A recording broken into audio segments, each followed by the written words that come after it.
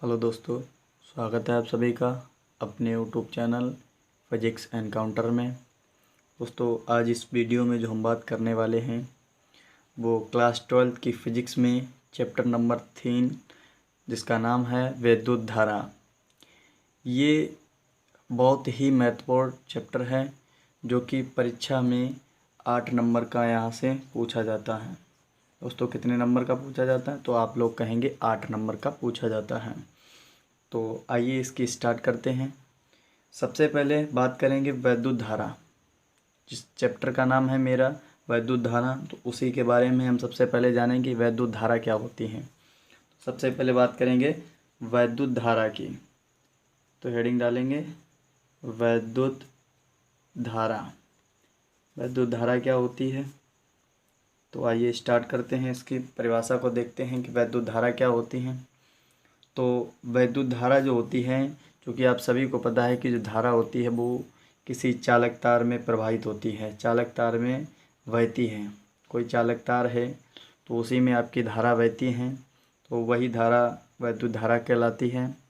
और जैसा कि पता है कि धारा के साथ साथ चालक में आवेश भी बहता है, तो इसीलिए जो इसकी परिभाषा होगी वो यही होगी कि आवेश के प्रवाह की दर को आवेश के प्रवाह की दर को हम वैद्युत धारा कहते हैं। हम वैद्युत धारा कहते हैं। आई होप आप सभी को समझ में आ गई होगी ये परिभाषा। वैद्युत धारा कहते हैं। अब ये परिभाषा आई है, लेकिन इसका फार्मूला क्या होता है? तो सबसे पहले धारा को हम किससे डिनोट करते हैं? तो आप लोगों को पता है कि आई से। तो यहाँ पर लिख लीजिएगा, इसे आई से प्रदर्शित करते हैं। आई से प्रदर्शित करते हैं। आई से प्रदर्शित करते हैं। ठीक है। अब इसके बात करेंगे फार्मूले की। तो इसका जो फार्मूला होता है वो होता है आई बराबर होता है क्यू अपॉन टी। आई बराबर होता है क्यू अपॉन टी। ये फार्मूला होता है धारा का। और अगर इसके बात करें मात्रक की, यूनिट की, या इसके मात्रक की, तो इसका मात्रक क्या होगा? तो आप सभी को पता है कि आवेश, और आवेश का मात्रक क्या होता है? तो आप लोग कहेंगे कूलाम होता है। क्या होता है इसका मात्रक? आवेश का मात्रक कूलाम होता है। और बट्टे लगा है तो बट्टे लगा देंगे। समय का मात्रक सेकेंड होता है, तो इसका जो मात्रक होगा वो क्या होगा? तो आप लोग कहेंगे कूलाम प्रति सेकंड होगा। ये तो हो गया धारा का मात्रक। लेकिन धारा जो होती है वो एक अदिश राशि होती है। कैसी राशि होती है? तो यहाँ पर लिखेंगे यह एक अदिश राशि होती है। कैसी राशि होती है? अदिश राशि होती है, क्योंकि धारा की कोई दिशा नहीं होती है। धारा की कोई दिशा नहीं होती है, इसलिए वो अदिश राशि होती है। और अगर इसके बात करें, इसका एक और मात्रक होता है। चूँकि इसका मात्रक होता है, दूसरा मात्रक होता है, वो मात्रक होता है इसका एम्पियर। क्या होता है? एम्पियर। ये धारा का दूसरा मात्रक होता है, और यह ही ज़्यादा महत्वपूर्ण मात्रक होता है। अगर एग्ज़ाम में आपसे धारा का मात्रक पूछे तो एम्पियर बताइएगा, और अगर उसमें आपका ये ऑप्शन में ये दिया हुआ है तो इसको हम टिक कर देंगे। ठीक है। अब बात करते हैं, धारा जो होती है वो एक मूल राशि होती है। तो यहाँ पर लिख दीजिएगा धारा कैसी राशि है? तो आप लोग कहेंगे मूल राशि होती है। ठीक है। अब ये धारा जो मूल राशि होती है, इसके बाद धारा आपकी दो प्रकार की होती है। कितने प्रकार की होती है? धारा दो प्रकार की होती हैं। तो कौन कौन सी होती हैं? तो देखते हैं। सबसे पहले धारा कितने प्रकार की होती है? तो आप कहेंगे दो प्रकार की होती है। ठीक है। एक तो होती है एक समान धारा, और एक होती है परिवर्तित धारा। परिवर्तित धारा। अब ये धाराएं होती हैं दो प्रकार की, मैंने बताई। तो इसमें क्या अंतर होता है? तो आप लोगों को समझ में आ गया। एक समान धारा, यानी कहने का मतलब है जो समय के साथ धारा चलती रहे वो एक समान धारा होती है। तो इसके अगर फार्मूले की बात करें तो इसका जो फार्मूला होता है वो होता है I बराबर Q अपान टी। ठीक है, क्या होते हैं? I बराबर Q अपान टी। ये तो होता है जो एक समान धारा होती है, मतलब समय के साथ नहीं बदलती है, और ये होती है परिवर्तित धारा। तो इसको हम क्या कहते हैं कि ये समय के साथ जो धारा होती है वो आपकी बदल जाती है, परिवर्तन होता रहता है। तो इसको हम लिखते हैं I बराबर डी क्यू अपान डी टी से। किससे लिखते हैं? I बराबर डी क्यू अपान डी टी से। ये होता है आपकी परिवर्तित धारा। परिवर्तित धारा के लिए इसका ये फार्मूला होता है, या हम कह सकते हैं इसे ताक्षणिक मान के लिए, अल्प धारा के लिए अगर इसका मान निकालें, अल्प धारा के लिए, या इसे हम लिख सकते हैं ताक्षणिक धारा, तात्क्षणिक धारा। तो ये तात्क्षणिक धारा होती हैं, उसके लिए भी ये फार्मूला यूज़ किया जाता है। ठीक है, इतना समझ गए होंगे आप सभी लोग। अब बात करते हैं, अगर कोई आपसे पूछें कि एवरेज धारा क्या होती है, औसत धारा के लिए अगर बात करेंगे तो औसत धारा के लिए इसका फार्मूला क्या होता है? ध्यान रखिएगा, औसत धारा के लिए मतलब जो समय के साथ धारा बदलती है। तो जब समय के साथ धारा बदलती है तो इसका एवरेज धारा क्या होती है? तो उस एवरेज धारा के लिए इसका फार्मूला होता है I बराबर डेल्टा क्यू अपान डेल्टा टी। क्या होता है? I बराबर डेल्टा क्यू अपान डेल्टा टी। ये होता है आपके समय के साथ धारा परिवर्तित होती रहती है। ठीक है, अब इसके बाद बात करते हैं, जैसे कि एक एग्ज़ाम्पल ले लेते हैं। सबसे पहले एक एग्ज़ाम्पल लेते हैं, और एग्ज़ाम्पल जो होगा वो क्या होगा? तो यहाँ पर लिखिएगा क्वेश्चन कि किसी चालक तार में 1 एम्पियर की धारा या 1 एम्पियर से 1.5 कूलाम आवेश प्रवाहित होता है। 1 एम्पियर से 1.5 कूलाम आवेश प्रवाहित होता है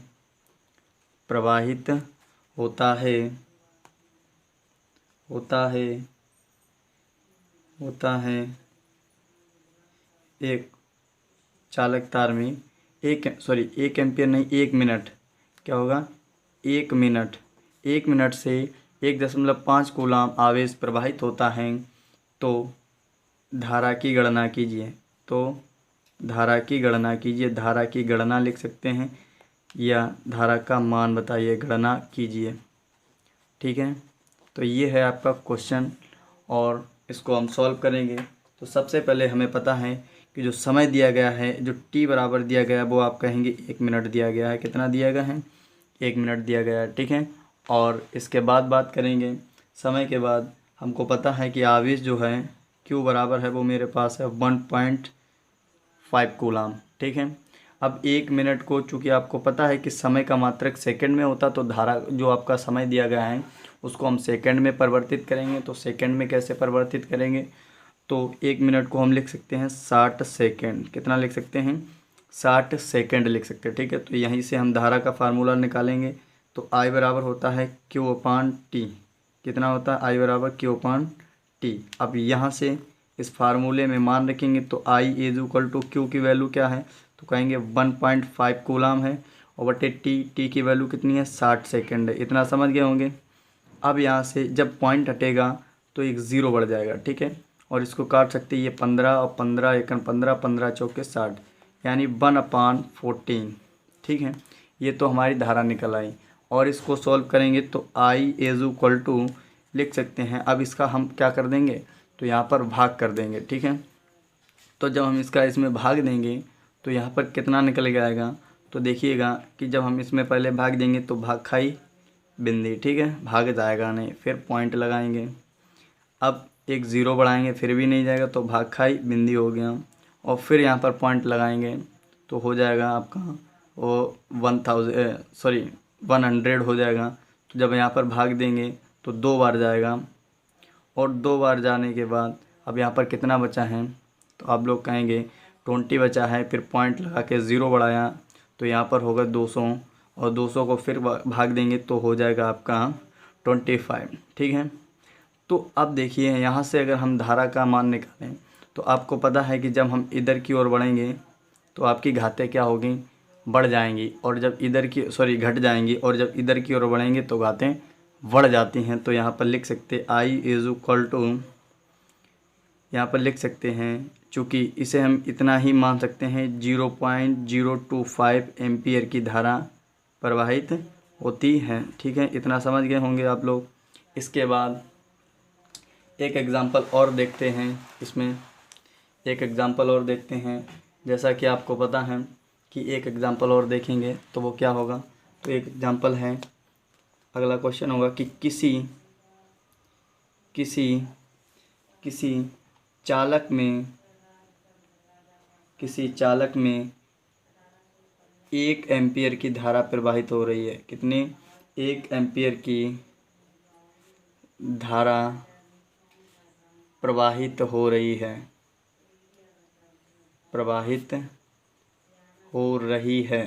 कितनी हो रही भाई? 1 एम्पियर की धारा प्रवाहित हो रही है। तो चालक से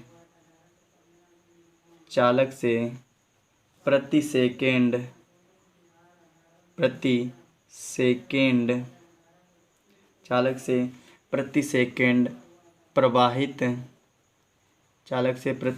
प्रवाहित होने वाले इलेक्ट्रॉनों की संख्या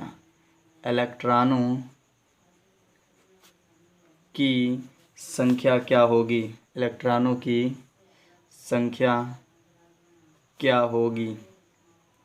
बहुत अच्छा न्यूमेरिकल है, और ऐसे ही न्यूमेरिकल आपके एग्ज़ाम में पूछे जाते हैं। ठीक है, तो अब देखिएगा, अब हमारे पास कह रहा है कि I का मान पता है, जो कि अगर यहाँ पर देखते हैं तो इस चालक तार में धारा कितनी बह रही है, तो आप कहेंगे 1 एम्पियर की धारा प्रवाहित हो रही है। तो I इज इक्वल टू क्या हो जाएगा? 1 एम्पियर। ठीक है, यह तो हो गया I के वैल्यू। अब इसके बाद बात करेंगे, हमारे पास आपको बताया जाता है कि प्रति सेकंड यानी 1 टाइम जो है 1 सेकंड का दे रखा है। कितना है? 1 सेकंड का दे रखा है। ठीक है, अब इसके बाद बात करेंगे, क्या पूछ रहा है? इलेक्ट्रॉनों की संख्या। यहाँ पर देखिएगा क्या कर रहा है, इलेक्ट्रॉनों की संख्या पूछ रहा है।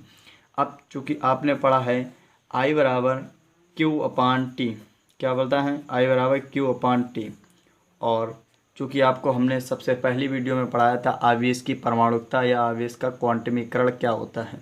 तो चूँकि यहाँ पर लिखेंगे Q बराबर आपने पढ़ा है यानी, क्या होता है? Q बराबर पढ़ा है यानी, तो यहाँ पर Q की जगह पे क्या रख देंगे? यानी रख देंगे। तो यहाँ से निकालेंगे I बराबर यानी/T, क्या हो जाएगा? I बराबर यानी/T। ठीक है, इतना समझ गए। और हमसे यहाँ से क्या पूछा गया? नंबर ऑफ़ इलेक्ट्रॉन, यानी इलेक्ट्रॉनों की संख्या पूछी गई। तो यहाँ से n बराबर निकालेंगे, तो यहाँ पर क्या करेंगे, इसके नीचे कुछ है नहीं, बट्टे में 1 कर दिया, इसका आपस में गुणा कर देंगे। तो यहाँ पर लिखेंगे N is equal to I और इंटू T। ठीक है, इतना समझ गए होंगे। यहाँ से n बराबर निकालेंगे तो n बराबर हो जाएगा I में इंटू T/, क्या हो जाएगा? E। अब E कहाँ से आ गया? तो कहेंगे यहाँ पर हमने क्या कर दिया, इसका पक्षांतर कर दिया। ठीक है, तो यहाँ से n बराबर, अब वैल्यू रख देंगे। I की वैल्यू क्या है? 1 एम्पियर, और T बराबर 1 सेकंड और बटे इलेक्ट्रॉन का मान कितना होता है? आप कहेंगे 1.6 × 10⁻⁹ कूलम होता है। ठीक है, ये होता है इलेक्ट्रॉन का मान होता है। तो वही यहाँ पर रखेंगे 1.6 × 10⁻⁹ कूलम। ठीक है, अब यहाँ से जब इसका भाग देंगे तो आपको पता है कि जब हमने 1 कूलम आवेश में इलेक्ट्रॉनों की संख्या निकलवाई थी तो वही आंसर निकल के आता है हमारा।